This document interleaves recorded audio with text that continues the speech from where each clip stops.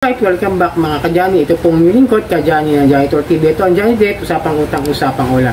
So makikisuyo na lang po, paki-follow na lang po, mag-subscribe po kayo dito sa aking channel. Paki-follow na rin po yung aking mga social media account, yung TikTok at yung Facebook.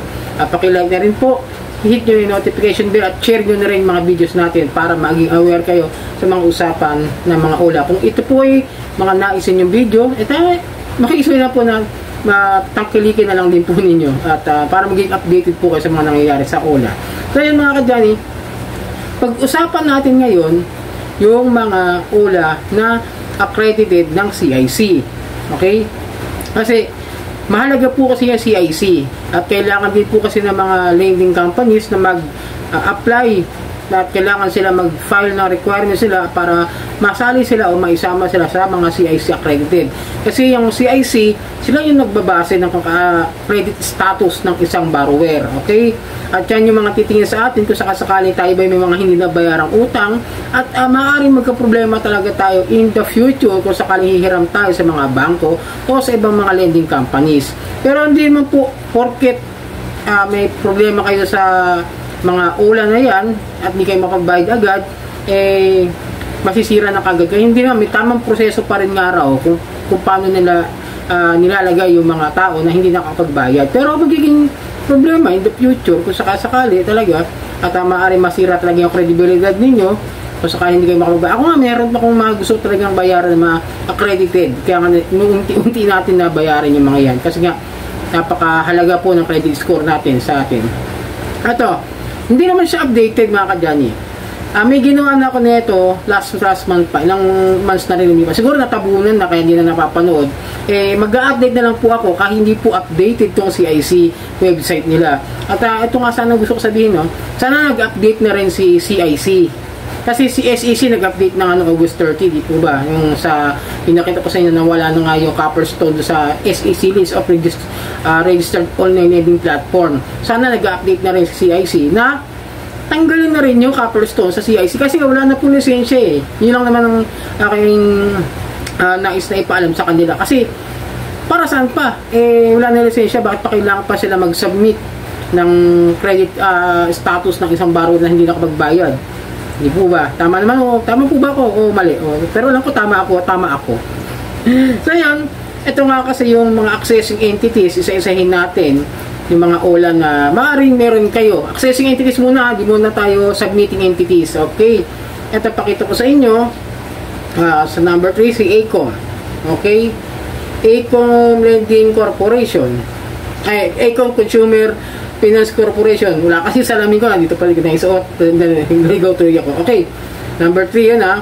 Number 6 si Ion Credit Services. Kung may mga loan kaya sa Ion, medyo ayusin nyo kasi ako nakaayos ko na yan eh. At ito pa, yung Cashmart Asia Lending Incorporation. Accessing entities po yan. Cash Express. Accessing entities din po ang Cash Express. And wala.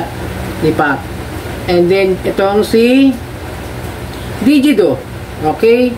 Kasama rin po sa accessing entity si Digido Finance Corporation. Sino pa ba? Okay, tingnan natin ha. First Digital Finance Corporation number 80. Si ano po ito? Si Bilis. Tandaan nyo, yung First Digital Finance Corporation ay si Bilis po yan. Tapos si Flexi Finance. Medyo familiar sa akin si Flexi Finance kaya sinabi ko na rin. Baka mamaya may nahiraman din kayo mga Flexi Finance dyan. Hindi kayo nakapagbayad, habulin nyo na po. Okay, gawan nyo na lang ng paraan. Kahit po unti-unti, siguro papayag naman yan. And then, itong siyempre si Home Credit, Consumer Finance Philippines. Okay, lagi naman talaga yan kasama yan. Kaya, may share lang ako sa inyo, no? Nung minsan na gusto ko magkuha ng gadget sa Home Credit. Pero that time, meron pa akong loan. Meron pa akong appliances sa Ion. Ngayon, nung susubukan ko, ayaw nila. So, tinanong ako nung parang agent nila, ay sir, may utok pa po ba kayo sa ibang lending company o sa ibang klaseng ganitong klase ng mga installment plans? Sabi ko meron. Ay tapusin nyo po muna yan bago kayo makakuha. Ayun. Ibig sabihin, nakikita na nila yung record ko. Senior ko lang. Okay. Sumunod si Kibico. Isa rin po yung accessing entity si Kibico. And then Perajet. Parang familiar no? Medyo narinig ko si Perajet. And then si Peso Ready. Accessing entities po yan. Si Plentina, yung buy now pay later din po yan, Plentina Lending Incorporation. C-Money, okay, sama rin po yan si C-Money. Sino pa ba? Okay, wala pa rito. At hindi ako na Tonic, si Tonic Digital Bank Incorporation, kasali po sa accessing entities. Sino pa ba? Si WeFund Lending. Si WeFund Lending po, si WeFund Lending Corporation, si Juan Hen. Okay? Ayun na po, yung mga nakita ko na mga medyo kilala sa OLA lending platform, mga accessing entities. Sana po, tandaan niyo po kapag hindi ko po binanggit yung OLA na gusto niyo tanong katulad ni Okay Peso, ni Peramu, nila something ba? Ito ba yung mga nila Balilo niyan. Pag hindi ko nabanggit yan, wala po yan sa mga accessing entities sa mga submitting entities. Kapag wala po ako binanggit na iba, maliban sa mga binabanggit ko ngayon, ay hindi po kasama, kaya wag na po tayo magtanong o mag-comment na kasama po si ganito. Wala po yun. Pag sinabi ko, yun lang po yung mga kasama sa CIC accredited at sa submitting entities. Okay po? Sa list of submitting entities naman po tayo. Okay, si ACOM, kasama pa rin po. Si Ion, kasama pa rin po. Diba? Si Aramura Lending Corporation, kasali rin po sa submitting entities. Yung submitting entities po, yun po yung mga nagpapasa sa CIC, yung mga borrower na hindi nakapagbayad. Okay? Si accessing entities, pwede rin po sila mag-access doon sa CIC kung sino yung mga hindi naman nagbabayad o hindi nakabayad ng mga borrower. Si Cashmart Asia Lending, okay? Si Cash B Lending Services, si Cash Express, kasali rin po sa submitting entities. Ito po, ito yung sabi ko sa inyo na sana nag-update na rin si CIC dahil hanggang ngayon, nandito pa rin po si Copperstone Lending Corporation sa submitting entities ng CIC. Dapat medyo mag-update na rin ito, tanggalin na rin. Kasi para sa akin, ano pang silbi ng isang OLA na wala ng lisensya para magpasa pa sa CIC ng mga hindi nakapagbayad na borrower. Then, sino pa ba? Si Digido. Ang hirap magbasa pagka walang salamin. Ito, si Digido Finance Corporation. Submitting entities din po siya. Sino pa? Ito, si First Digital Finance. Si Bilis po yan. Tandaan po ninyo. Bilis po yan. Okay. Si Flash Cash 101 Lending. Parang familiar, pero di ako sure kung F. Kasi F cash na ko, pero baka meron.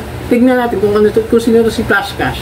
Si Flexi Finance, kasali rin po sa submitting entities. Si Fuse Lending, ito pong si Fuse Lending, si GCash po yan. Okay? Submitting entities din po siya. At sino pa ba? GoTime Bank, yan. Yung mga may gumagamit, yung mga GoTime, tulad na Sir Pat, mga gumagamit. Submitting entities din po sila. Okay, si Home Credit, si HC Consumer Finance Philippines ay submitting entities din at accessing entities din po siya. Si Kusog Pera, o yan, yung mga hinahanap nyo ha. Ngayon wala siya sa Play Store, si Kusog Pera. Ewan ko kung anong problema na ito, pero baka may technical problem lang din po yan. Pero kasama po sa submitting entities si Kusog Pera at saka si Kibico. Sino pa ba? Mali Lending. Si Money Lending po, si Mabilis Cash po yan. Submitting entities po siya. Sino pa ba? Si Maya Bank, ayan po. Yung Paymaya, submitting entities din po siya. And then ito. Manica, submitting entities din po siya. Ito po. Nakalagay din po. Kaya kami utang po kayo kay Manica. CIC submitting entities po siya. Online Loans Pilipinas, si OLP. Kasama po sa submitting entities. Okay. Palu Financing Incorporation. Si Palu Financing po, siya po ay si Casyalo. Okay? Yun po yun. Si Casyalo po yan, si Palu Financing. Ang hirap ng walang salamin. Perajet, ayun ko kung familiar kayo kay Perajet. Ako medyo parang narinig ko lang, pero baka meron kayo. Si Peso Ready, isa rin po siyang submitting entities. Si Peso Ready. Sino pa ba? Si Plentina, submitting entities din po siya. Yung buy now, pay later din po.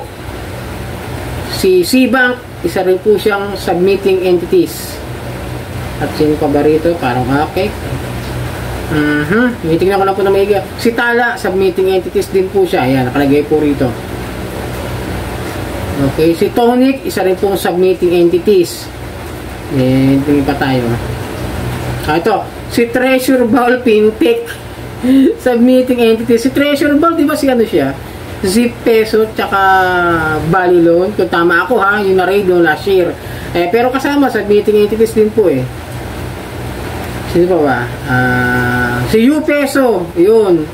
Yung merong cease and desist order na permanent at merong nakasampang kaso sa Department of Justice. Si U Peso Lending Investors at si U Peso PH Lending Corporation. Tabo, dalawa pa yung submitting entities na online platform po nila.